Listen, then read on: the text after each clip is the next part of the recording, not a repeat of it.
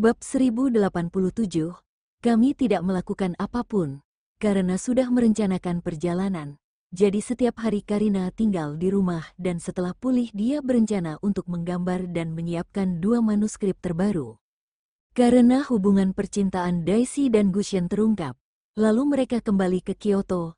Akhirnya Daisy tidak kembali lagi ke kota Leicester untuk mengganggu Kevin. Karina mendengar dari Gushen bahwa ibu mereka memperlakukan Daisy seperti menantu perempuan dan mengenalkannya ke semua orang bahwa Daisy adalah pacar putra bungsunya dan putri seorang pria kaya di Inggris. Gushen juga bilang setiap kali ibu mereka mengenalkan Daisy sebagai pacarnya, maka wanita itu akan tersenyum tapi sebenarnya merasa sedikit kesal. Karina tidak mengerti kenapa ibu mereka melakukan ini. Butuh waktu sekitar 1 minggu untuk luka di lengannya sembuh dan bekas lukanya sudah cukup memudar. Dulu Karina sudah pernah pergi ke banyak tempat wisata populer dan tempat itu pasti akan banyak orang sehingga lebih aman. Kemudian Kevin membuat daftar beberapa negara dan bertanya pada Karina mengenai negara mana yang ingin dia datangi. Karina bertanya apakah Kevin pernah pergi ke tempat ini dan jawabannya adalah ya. Lalu dia bertanya apakah negara itu punya pemandangan yang bagus dan makanan yang enak atau tidak. Dulu Kevin tidak terlalu sering mencoba kuliner sehingga tidak tahu mengenai hal itu dan dia hanya menceritakan tentang pemandangan di daftar negara itu. Mereka berencana untuk pergi selama 2 minggu sampai 20 hari. Lalu Karina memilih 2 negara. Pertama adalah Perancis dan satunya adalah negara di Eropa Utara. Perancis adalah negara di mana Vito dan Albert mengadakan pernikahan mereka. Kota itu sangat indah dan sederhana. Kevin sangat menyukainya dan ingin pergi ke sana lagi. Negara lainnya adalah Swedia. Setelah memutuskan negara yang akan dituju, Karina menelepon ibunya dan memberitahu bahwa dia akan pergi ke luar negeri untuk liburan dengan Kevin. Saat panggilan dijawab, ibu Karina langsung bertanya, "Karina, ada apa? Tanganmu sudah sembuh." "Halo ibu, tanganku sudah hampir sembuh. Aku mau kasih tahu kalau aku akan liburan dengan Kevin dan akan pergi ke Prancis juga Swedia."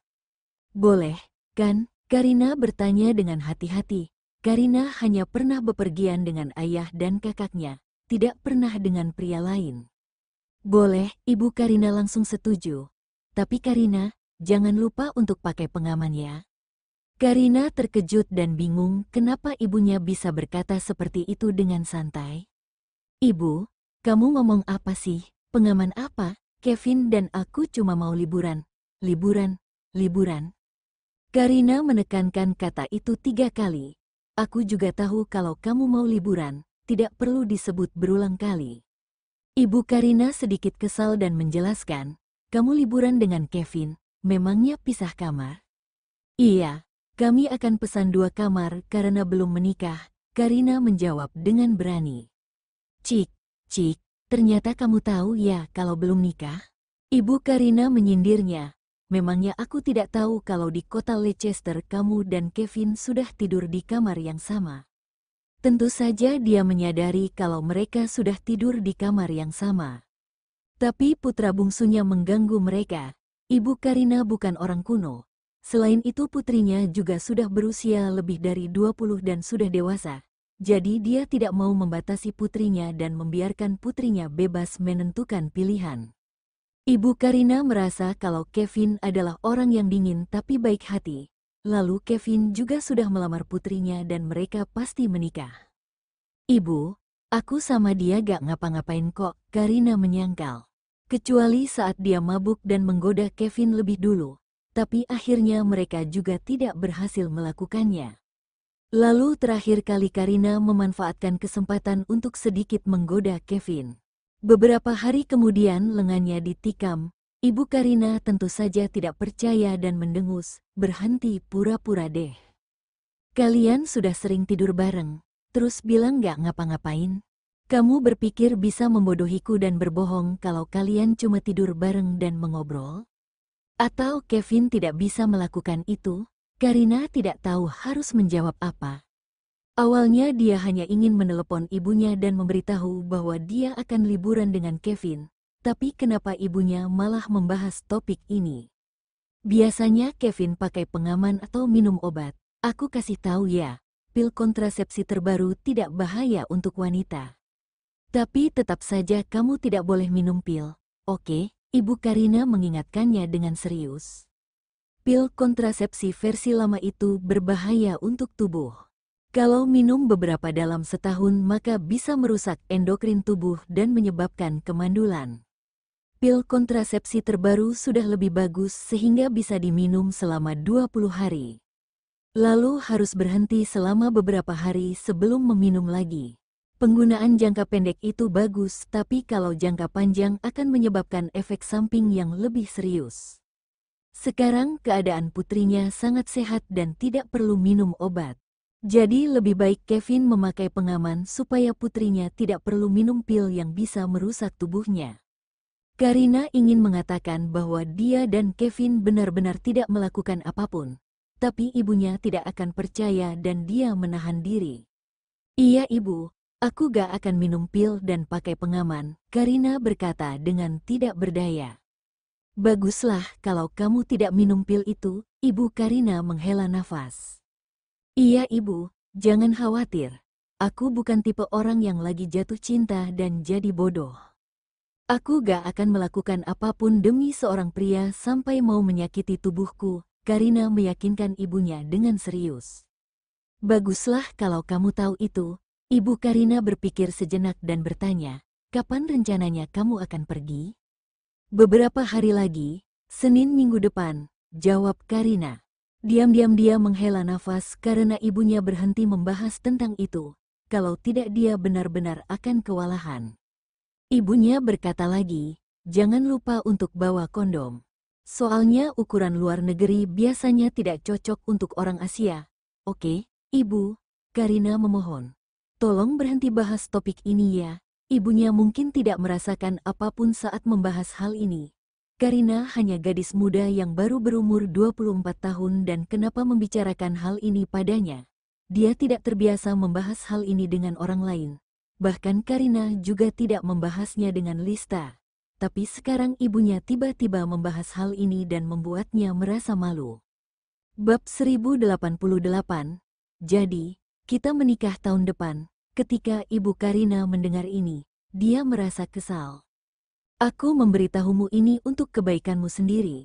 Dia berkata kepada Karina, zaman dulu semalam sebelum seorang gadis menikah, ibunya mengajarinya cara berhubungan seks dan kalian akan pergi liburan.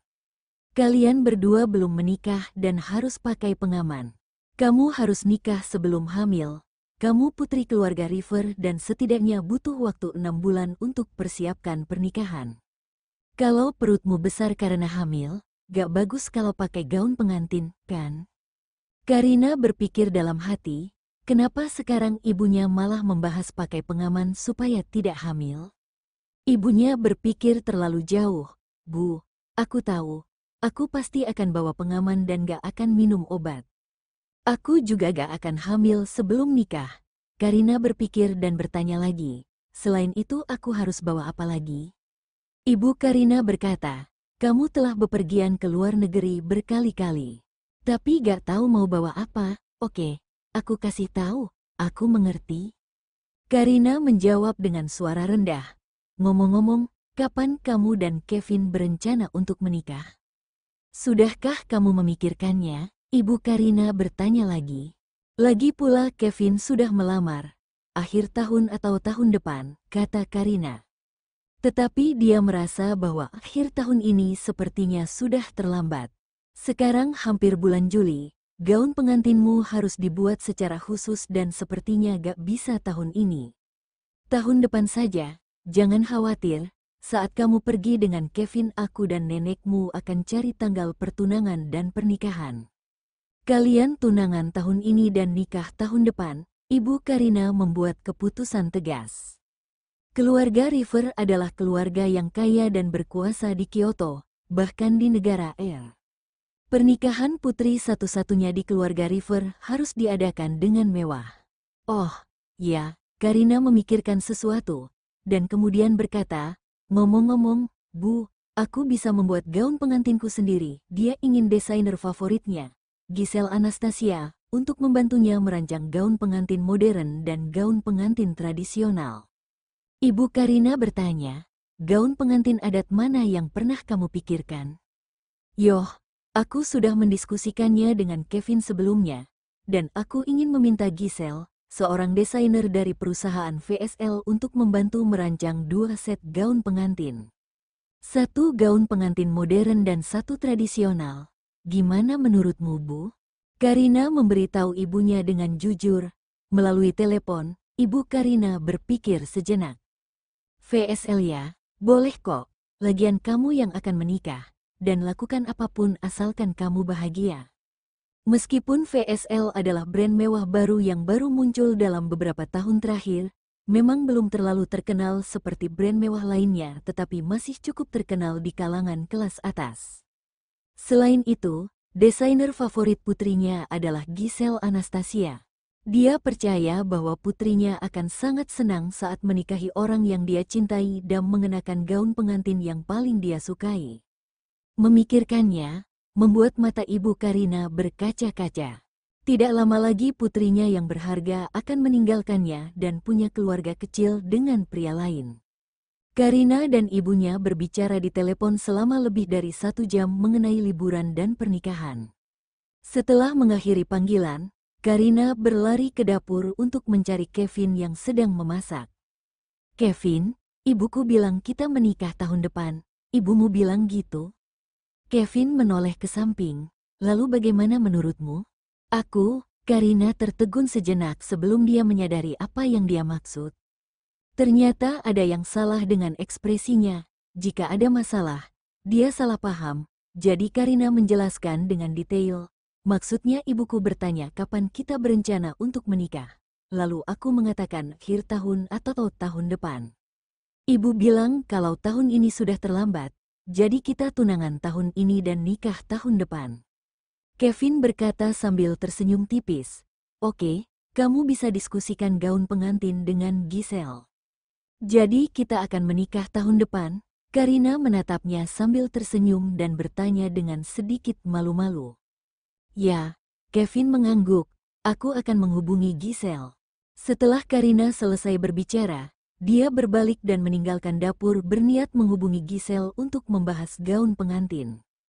Kevin selesai membuat makan siang dan memanggilnya. Terlihat Karina yang sedang memainkan ponsel sambil menundukkan kepala.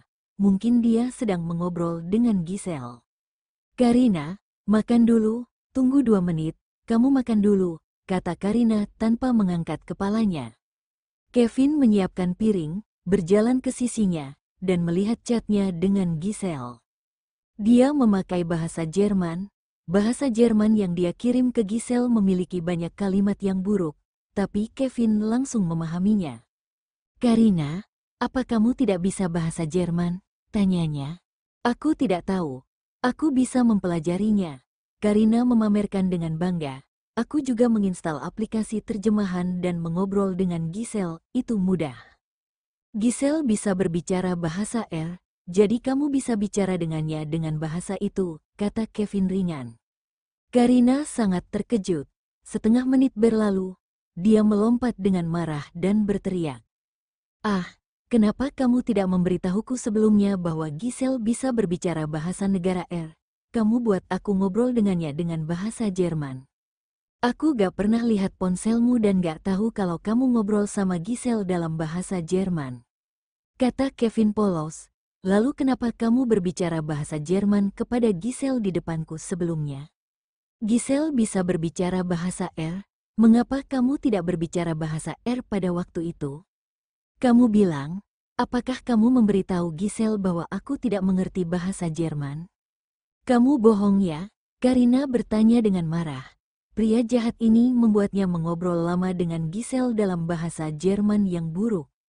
Kevin mengaku dengan jujur, aku bilang pada Giselle untuk tidak memberitahu kamu bahwa dia, Rafael dan putranya akan datang ke kota Leicester untuk liburan musim panas karena dia ingin memberi kamu kejutan. Seperti ketika kamu tiba-tiba bangun suatu hari dan melihat favorit kamu, desainer favoritmu, Lalu saat itu aku melamarmu tapi kamu gak kasih tahu aku kapan mau menikah.